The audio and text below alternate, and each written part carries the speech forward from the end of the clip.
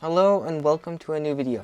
Currently, in my game, all of the enemies are of the same type, are all the same color, which doesn't have that much variety. So in today's video, I'll be giving the enemies colors just like the players, which will make the enemies more interesting and make a bit more sense, since they are similar, look very similar to the players. So for giving the enemies different colors, I essentially took the same shader that gives the players the different colors and gave it to the enemies with a few changes, but not much. The color that each enemy has is random, but some are obviously more common than others, and some enemies also can't have certain colors on them. As for example, like this enemy, unable for the random color to be green, as they're already green. The color that the enemies are is of course chosen by random.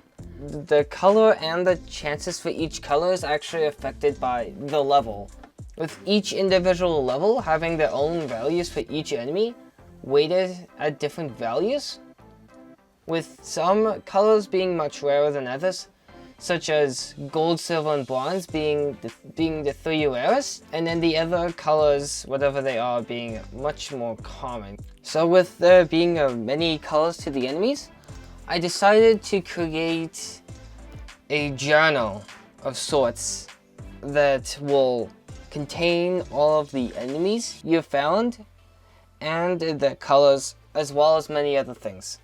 The album is of course able to be opened and closed with simple buttons, and at the start is a table of contents including a name section where you can input any name that you want and add and remove characters, so you could place your name if you want. And the table of contents will say you want to go to creatures, you click on it and it'll send you back to where it is. If you want to go to stamps, you can skip all the way there and then use the arrows to go between pages. There's also the marker for the album, which will, upon pressing the plus sign, it'll add a marker there, and wherever you go, if you click on the marker, it'll send you back to wherever you marked it. If I wanted this page to be marked, I would press this plus, and then anytime I want to go back, I go to the marker and it sends me back. The album's pages contain a picture, name, description, and a second description for all of them. But for enemies, it also includes a color section, which allows you to change the color of the enemy with each press, along with resetting it. So you can see how each enemy looks with different colors. The second description that entry will have is actually much more difficult to get, as the first description will show up once you unlock the entry, and the second one will only show up once you complete the entry, which for enemies is collect every color,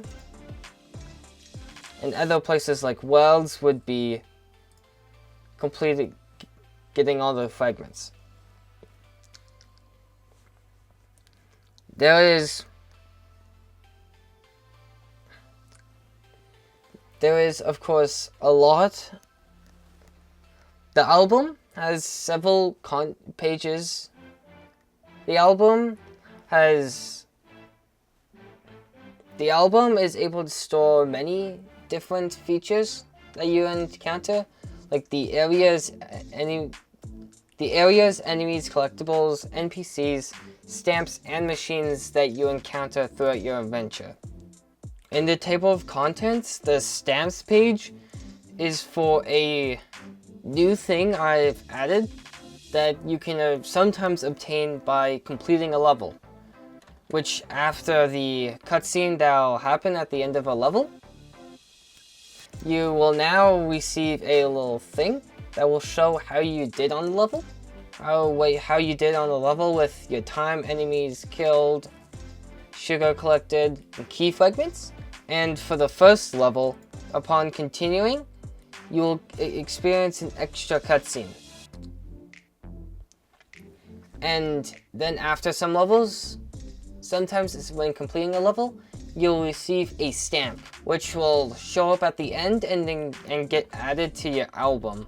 And when getting a stamp, it gets added to your stamp section. And as seen here, the stamp from before was added to the album. So these album entries will be you'll get them by playing the game normally. And to tell the player that you've gotten an entry, there's actually a animation that plays in the bottom. The animation that you get actually depends on what you've gotten. As normally it'll show further writing on a paper, which is when you first discover the enemy. If you already discovered an enemy and then consume one, you'll get a paintbrush on a piece of paper, showing that you've discovered a new color of the enemy. There's also a third one, which is similar to the quill, just for when you discover all the colors. You will also get the little discovery notification for other things, such as getting machines and interacting with different NPCs. Thanks for watching today's video. I hope that you enjoyed the video, and I'll hopefully see you in the next video. Goodbye.